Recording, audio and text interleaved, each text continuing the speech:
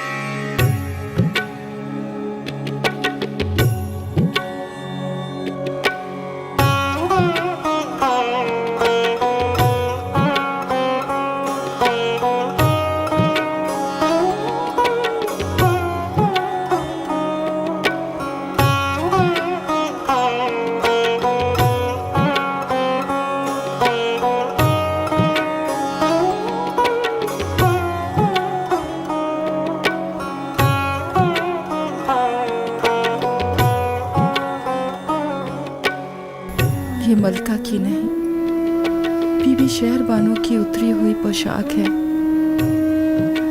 कितना बेशर्म और ढीठ होता है इंसान का दिल, हकीकत की मार से भी नहीं सुधरता।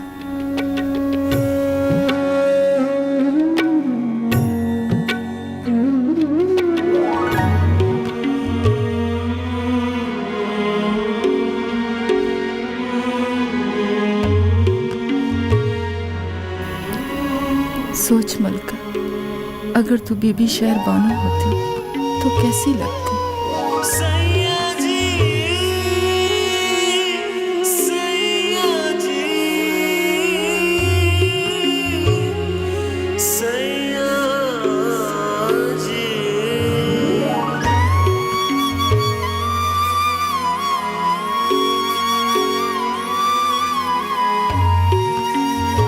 नहीं नहीं, मैं तो मलका हूँ, शहरबानो नहीं।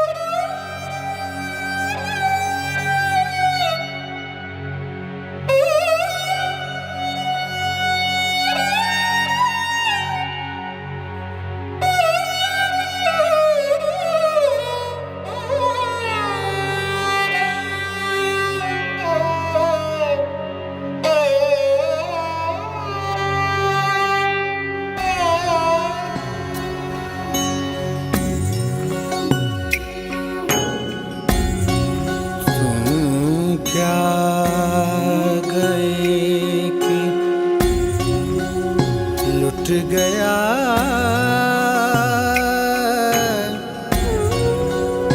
सामान जिंदगी,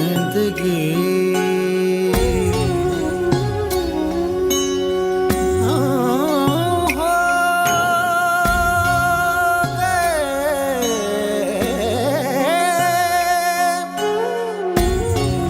बेसरो सामा तेरे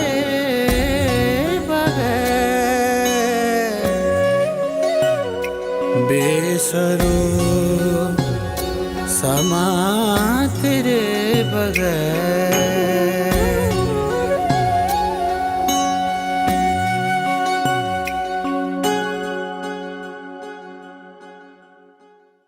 और हाँ, मेरी बात गौर से सुनो, नाम कोई भी नहीं लेगा, ठीक है ना?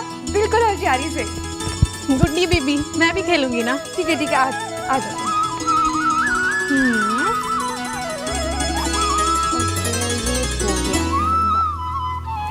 ठीक है, रेडी करते हैं।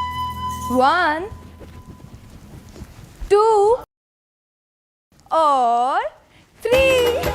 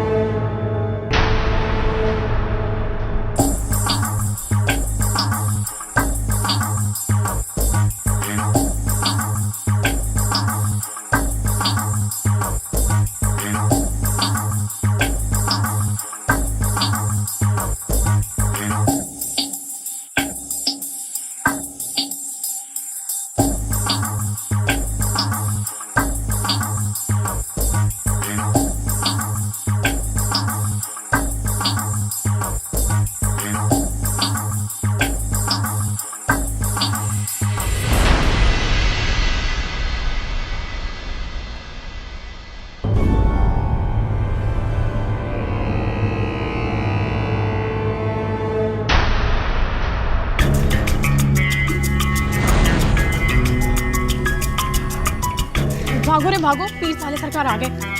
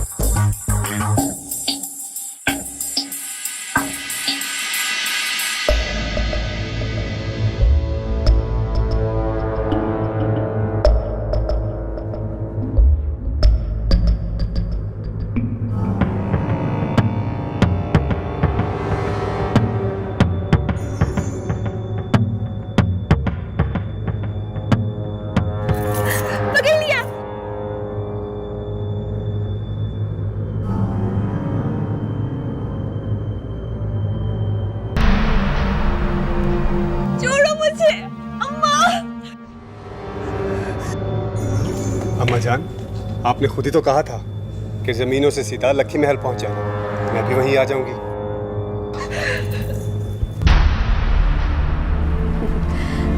मेरे बेटे की और मेरी रफ्तार कितनी मिलती है एक दूसरे से। जेठ जी,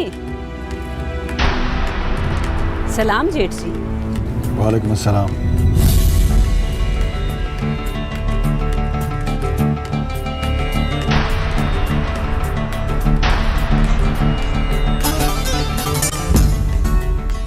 सलाम ताया सरकार।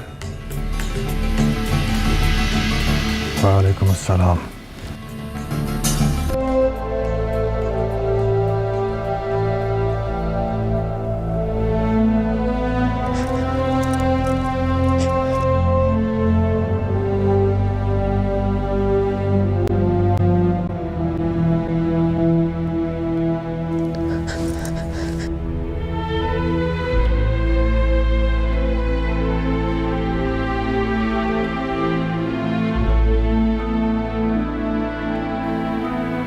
दम निकल जाता है साले भाई की नजरों से। ऐसे लगता है उनकी आंखों में एक्सरे मशीन हो जो हमारे अंदर की हड्डियों तक को झांक सकती है। आप मुझे छोड़ के क्यों आ गई थी?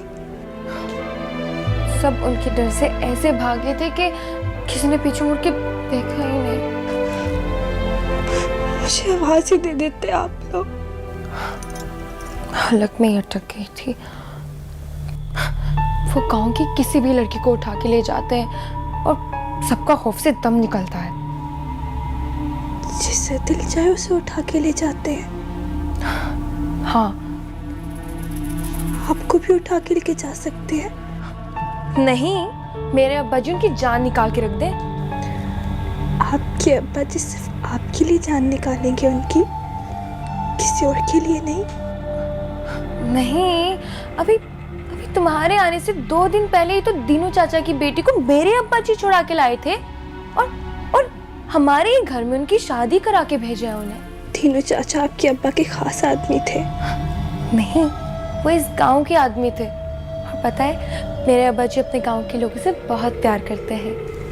मैं आपके गांव की नहीं थी ना, इसीलिए मेरा एहसास नहीं आया उन्हें। क्यों? तुम्हारे साथ क्या हुआ?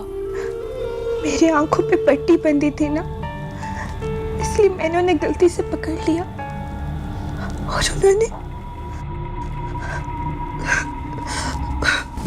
मेरे दोनों हाथ दबोच लिए। फिर उनकी अम्मा आ गई और बड़े सरकार भी। फिर उन्होंने मेरे हाथ छोड़ दिए। तभी इसी बात पे झगड़ा हो रहा था नीचे। खाला अम्मी रूठ के जा रही थी कि मेरे बेटे पे इल्जाम लगा है और अब्बा जी ने उन्हें मना के बिठा दिया। इल्जाम कैसा? मुझसे पूछते तो सब बताती।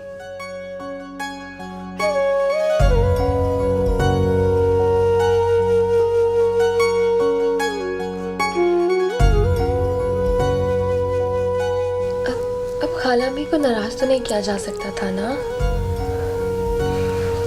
अगर ये सब कुछ आपके साथ होता फिर भी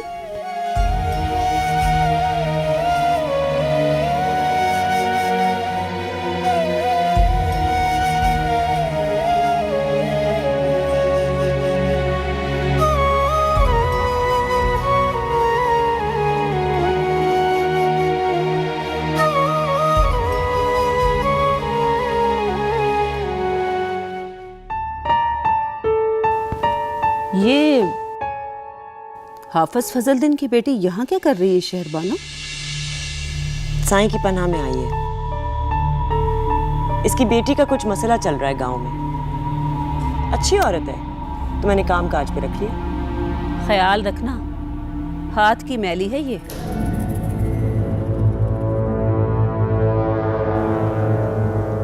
क्या मतलब? मतलब ये कि ताई अम्मा की खानदानी अंगूठी चुराई थी इसने, वो भी जो ताई अम्मा ने तुम्हारी मुंह दिखाई के लिए रखी हुई थी।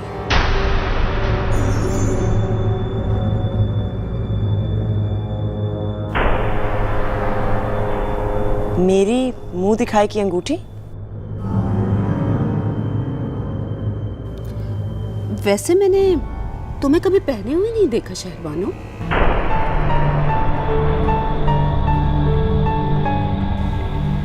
हाँ वो छोड़े इस बात को, बताएं फिर हुआ क्या? हाँ फिर ये पहन के घर भर में इतराई फिर रही थी। वो तो काली की नजर पड़ गई, फौरन पकड़ लिया इसे।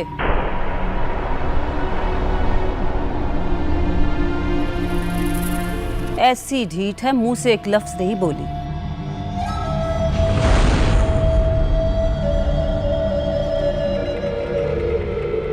पूछ पूछ के बैठ गए इससे। फिर ताई अम्मा ने इसे रवाना कर दिया। फिर इसकी शादी होने वाली थी, माइयों बैठी हुई थी।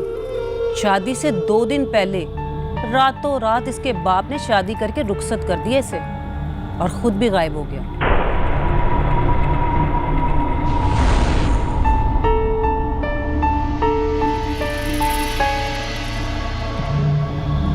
गांव वाले जो शादी में मधु थे ढूंढते ही रह गए इनको। अजीब सी पुरसरार सी शादी थी इनकी।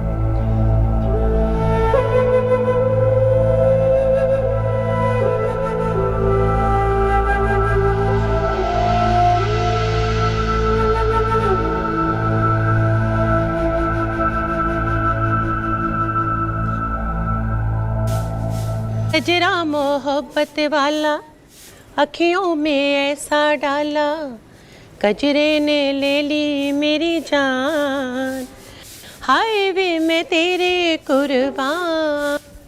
दुनिया है मेरे पीछे लेकिन मैं तेरे बहन काली, बड़ी बीबी मुर्शिद की बहन आई है, बीबी मेहरबानो और उनका बेटा।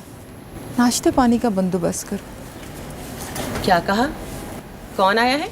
तेरी सौकन की मालकिन अम्मा काली। चल चुप कर जा। उनके साथ कोई बांधी भी आई है? हाँ एक है। क्यों अम्मा काली?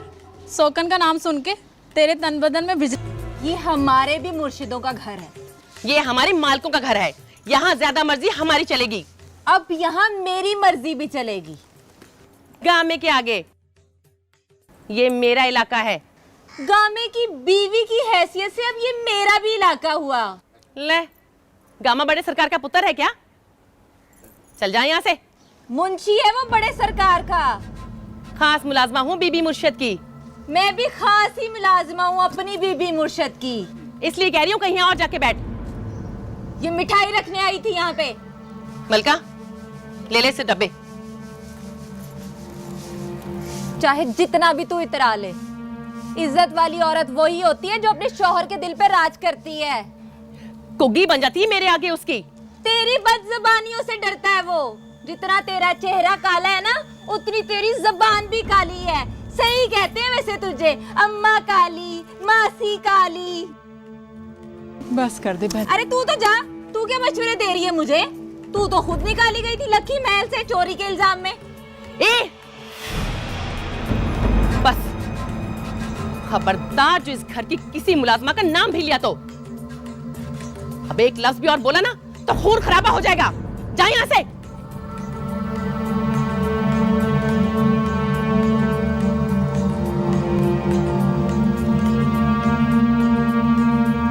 चल जा, जाके नाश्ता तैयार कर।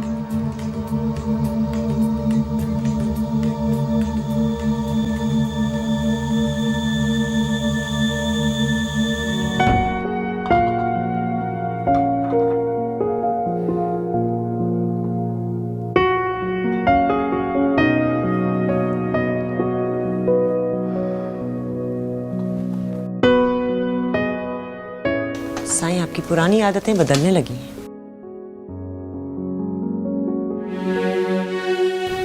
मसलन इतनी बड़ी मेरी खता नहीं थी जितनी मुझे सजा मिल रही है।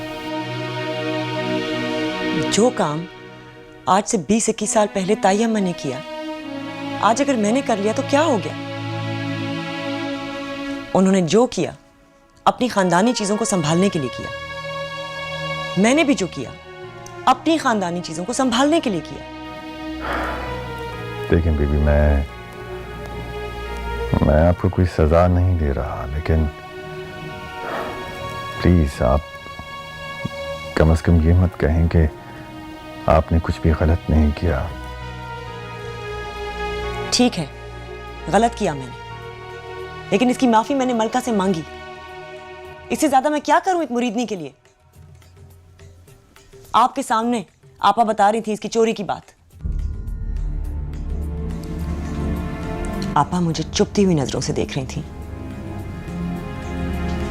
ऐसा मुझसे कोई गुनाह नहीं हुआ कि मेरा शौहर लोगों के सामने मुझसे फासले बरतना शुरू हो जाए।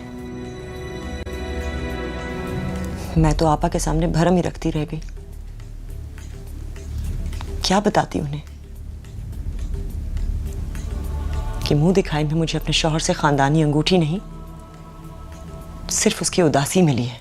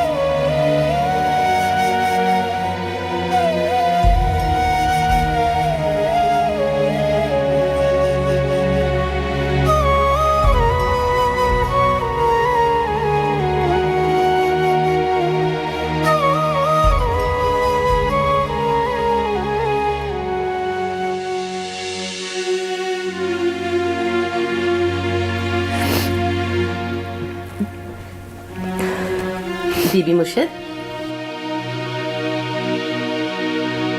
पानी पी लीजिए। रहने दे अम्मा काली। मैं सदके अपनी बीबी के। क्या हुआ है? क्या क्या नहीं हुआ है। साईं को तो जैसे चुप रहने का बहाना मिल गया। उस लड़की की तलाशी क्या ले ली? उसकी सजा में बातचीत करना ही बंद कर लिया है। पहले भी कम ही बोलते थे, पर कम से कम सुनते तो थे। अब तो बस मैं ही बातें करती हूँ और खुद ही सुनती हूँ। तुम तो चश्मदीद गवाह हो ना हमारी जिंदगी की उदासी और खामोशी की। अब न जाने ऐसा क्या हो गया है जो इतनी बड़ी सजा। बज़ाहिर तो उस लड़की की कंगन वाली तलाशी ही बहाना बनी है।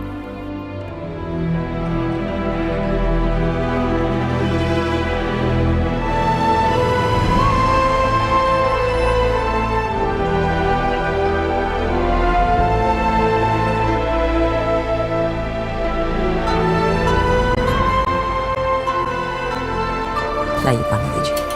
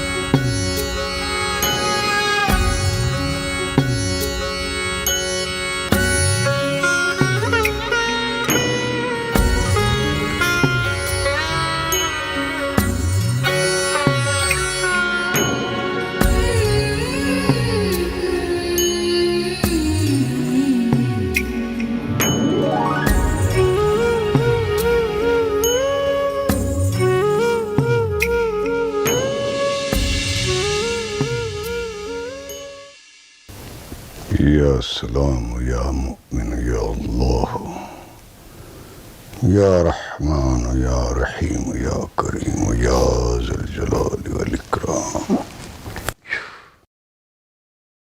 या सलाम या मुमिन या अल्लाह या रहमान या रहीम या करीम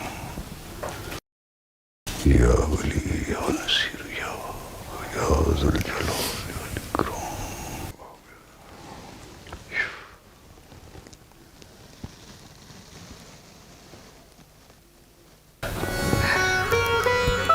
बस कर दे सुभान, और कितने आंसू हैं बेटा। आधे तुमने बहाए, आधे हमने बहाए, फिर भी कमी नहीं पड़ती।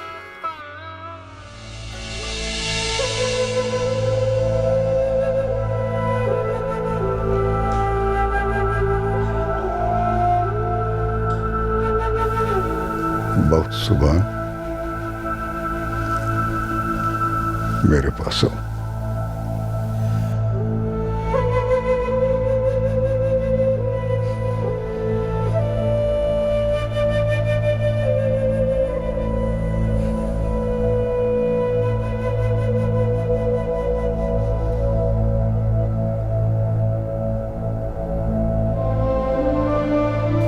जा बेटा, जा।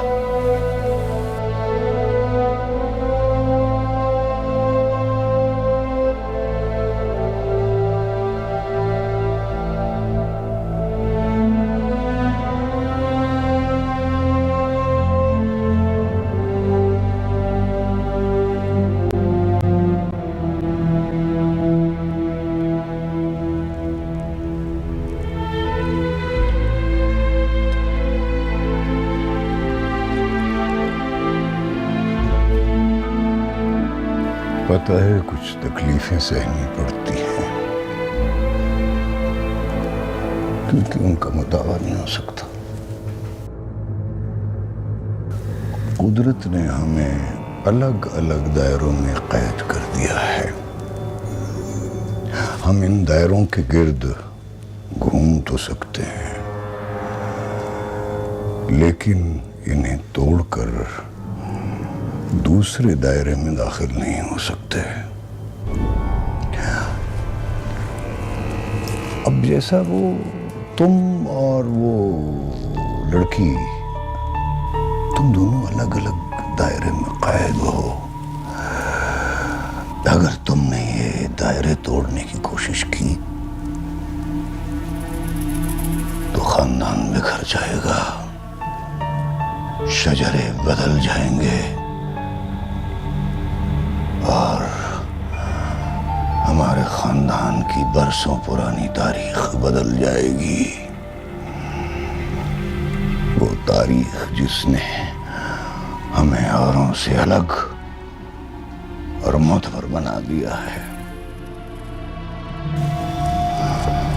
तुम क्या समझते हो?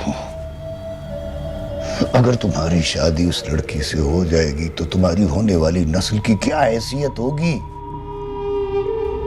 क्या वो हमारे खानदान की बराबरी कर सकेगी? जब तुम्हारी बीवी खानदान में किसी महफिल में जाएगी तो कौन सी बीवी उसे अपने बराबर बिठाएगी? खानदान छोड़ दोगे या बीवी को बिरादरी से काट कर रखोगे? दोनों हैसियतों में, दोनों सूरतों में तुम्हारी और तुम्हारी नस्ल की हैसियत कम हो जाएगी बेटा। बड़े खानदान में पैदा होने की बड़ी सजाएं। बख्शुबान, ये मसनदें देखने में मखमल की होती हैं, जिस्म को आराम भी देती हैं, मगर रूह में कांटे चुभोती हैं। बख्शुबान, कभी कभी कोई रिश्ता आपके लिए आजमाइश बन जाता है बेटा, और उस रिश्ते की जिंदगी अपनी खुशियां देकर बचानी पड़ती हैं। तुम्हें भी अपनी खुशियां देकर मेरा बेटा होने का रिश्ता बचाना। बख्शुबान, पता है बेटा, कल जब मैं तुम्हारी शादी की तारीख पक्की करने गई तो मैंने शहरबानों को देखा बेटे। तुम्हारा ये हाल देखकर मुझसे सब पूछते हैं कि जिस दूल्हे की 1 महीने में शादी होने वाली है और वो भी उसकी अपनी पसंद से बेटा, उसका चेहरा इतना वीरान क्यों है? मैं बहाने बनाते बनाते थक गई हूँ बेटा। आखिर कब तक तुम्हें यूं बंद कमरों में सिसकता देखकर हम भी सिसकते रहेंगे? अपने दिल को समझाओ, समझाओ अपने दिल को बेटा। वो मायूं बैठी लड़की है बेटा, 2 दिन के बाद ब्याह कर चली जाएगी।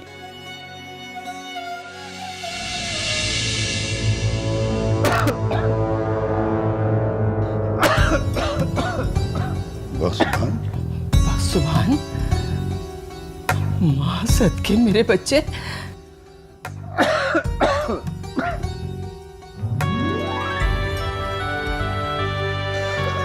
नहीं, वो रहने दो। ये पियो बेटा, ये मैंने दम कर दिया है सुकून के लिए। शाबाश।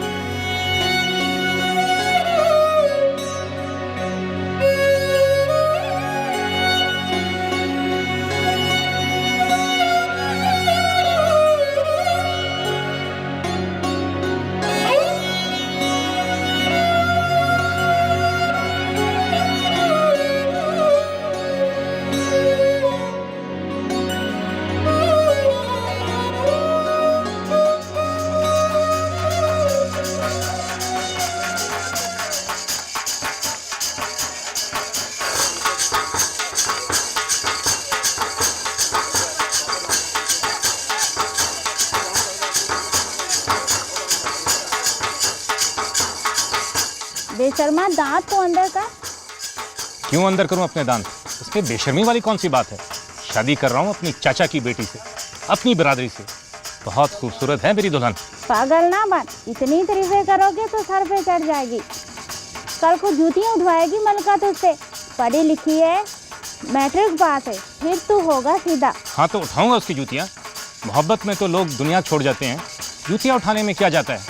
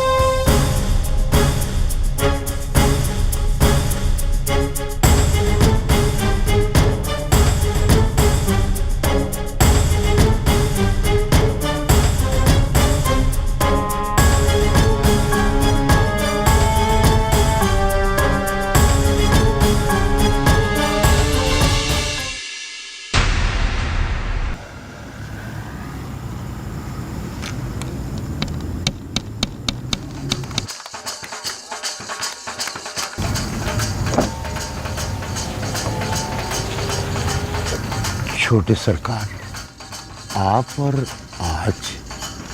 आज तो मेहंदी है, आपको तो कल आना था।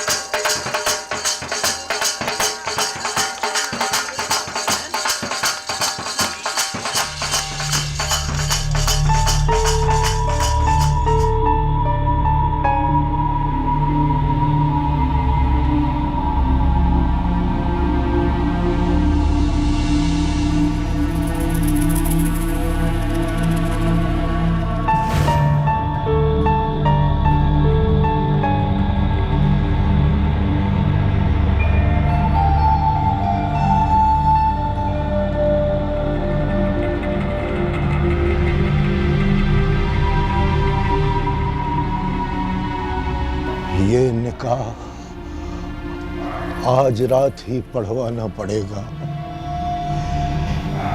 इसके सिवा कोई चारा नहीं है, नहीं है कोई चारा।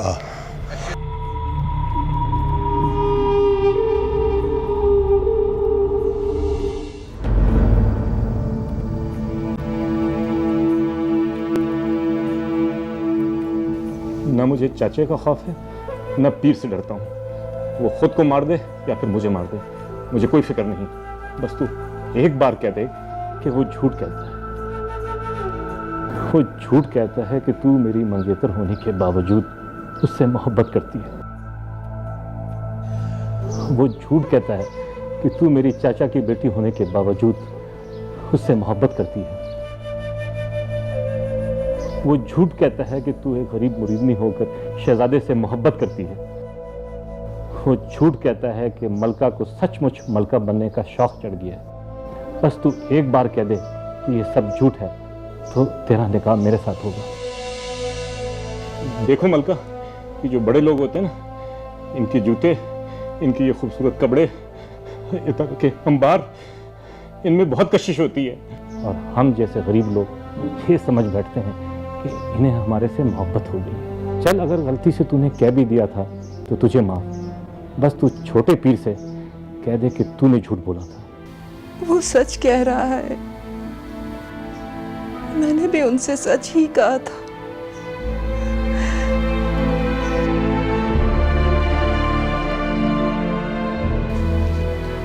शादियां कहीं और हो जाए तो ये किस्मत की बात है। छोटे सरकार आ गए हैं मलका।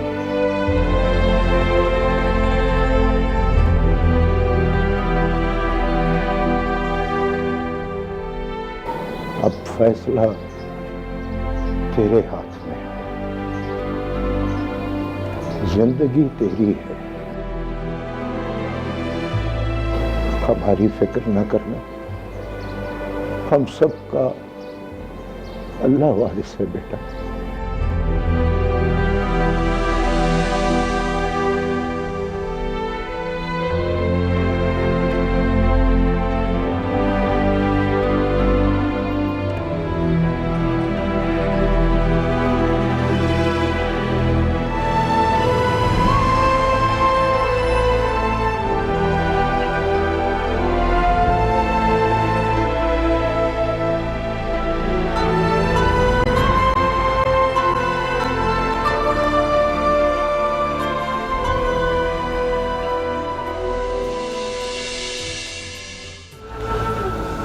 अगर मलका ना मिलती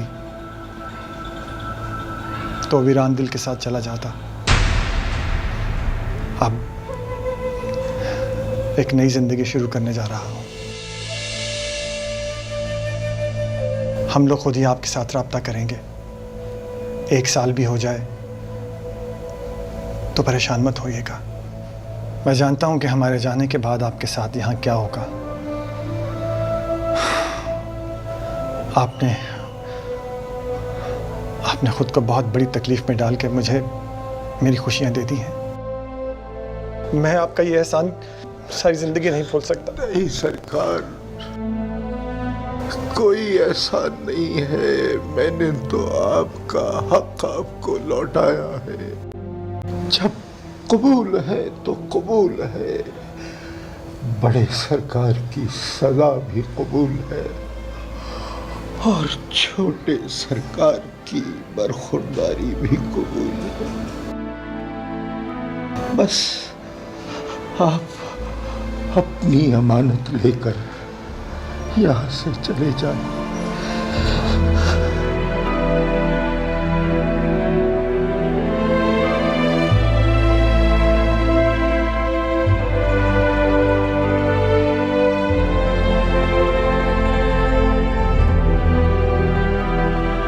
बहुत कठिन रास्ता है तेरा मलका। शुक्र है अपनी मर्जी से चुना है। अल्लाह पाक आसानियां पैदा करेगा।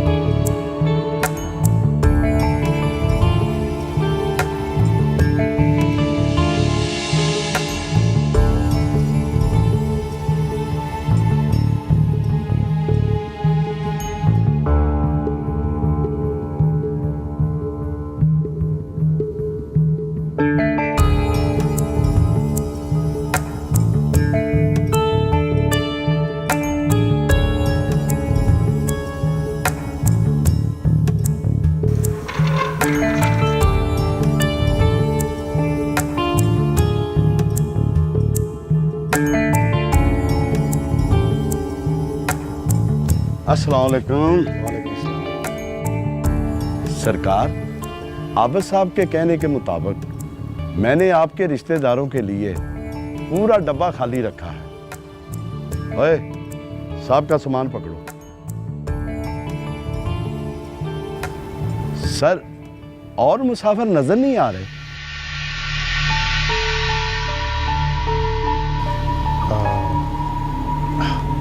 वो अगले स्टेशन से बैठ जाएंगे।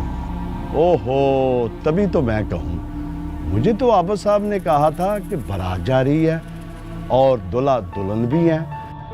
सरकार, वो जल्दी में मैंने दूल्हा और दुल्हन के लिए एक कुप्पा तैयार किया है। अगर कोई कुताही या गलती हो गई हो तो माफ़ कीजिएगा। जी ठीक है, बहुत बहुत शुक्रिया। ये ट्रेन कब तक जाएगी? बस जाने वाली है सरकार। आए चले सर। सुने, थैंक यू वेरी मच। आप रुके, हम जाते हैं। चलो।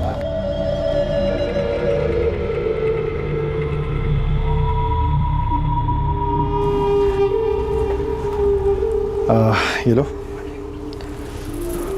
और हाँ, ये चाबी है, ये स्टेशन मास्टर को देना।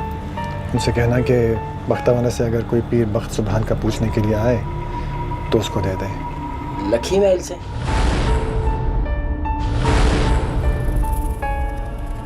हाँ। आप पीर बख्त? ट्रेन जा रही है, जाओ।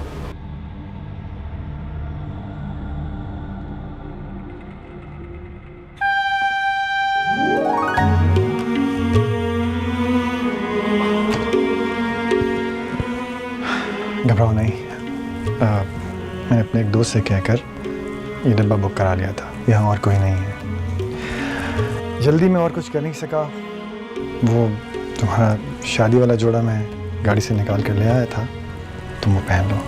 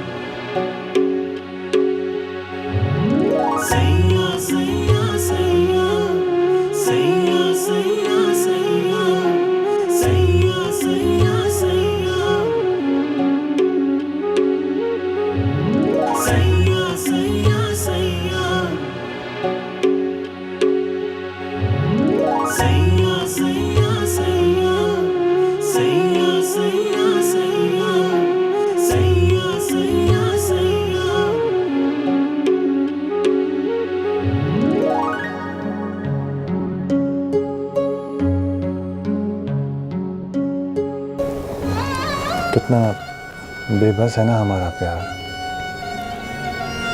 वो अंधेरे की गुमनाम शादी, नई जिंदगी की शुरुआत, बजाय घर के सवारी से मांगे का जोड़ा। कुछ भी तो नहीं दे पाया मैं तुम्हें।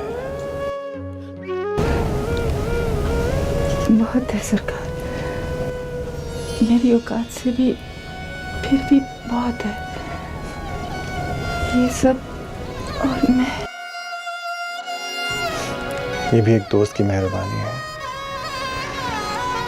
मेरा किया हुआ तो कुछ भी नहीं है तुम्हारे लिए। मेरे बस में होता ना तो मैं तुम्हें लेकर लक्की महल में जाता। तुम्हारी असल जगह तो वही है ना। ना सरकार, मैं आपकी मुरीद, आपके खादमों की औलाद। हमारे बड़े आपके घर पानी भरा करते थे। हाथ मत बांधो प्लीज। इस वक्त हम दोनों ही बेघर, बेवतन और बेसमर हैं। इस वक्त ना मैं लक्की महल का शहजादा हूँ और ना ही तुम बख्तावाला गांव की लड़की। ना सरकार, हम दोनों बराबर हो ही नहीं सकते और ना मैं ये फर्क मिटने दूंगी।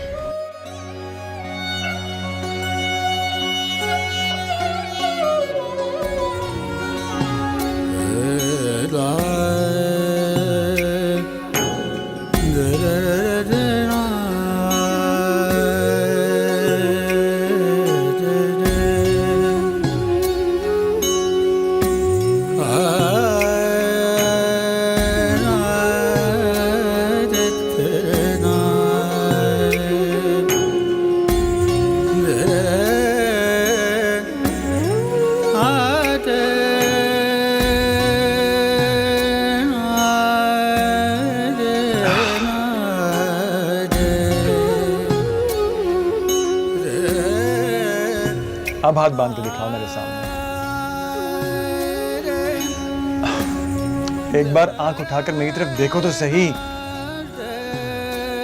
तुम थोड़ी देर के लिए ये भुला दो कि मैं कौन हूं और तुम कौन हो। सिर्फ ये याद रखो कि हम वो दो हैं जिन्होंने एक दूसरे को चाहा है। तुम ये सोचो कि मैं तुम्हारे मोहल्ले में रहने वाला तुम्हारा कोई पड़ोसी हूं जो बचपन से तुम्हें चाहता था। ना सरकार, हमारा मोहल्ला बहुत गंदा है, आप वहां रह ही नहीं सकते। तो चलो ये सोच लो कि तुम्हारा कोई चचाजाद, कोई मामूजाद हूं जो तुम्हारे साथ पला बड़ा है। ना सरकार, आप हमारे साथ पले बड़े होते तो पेट भर के खाना भी ना मिलता आपको। तो ये सोच लो कि मैं तुम्हारे साथ पढ़ने वाला तुम्हारा कोई क्लास फेलो हूं। ना सरकार, मैट्रिक मैंने प्राइवेट दिया था। मैं कहता हूं नजर उठा के मेरी तरफ देखो।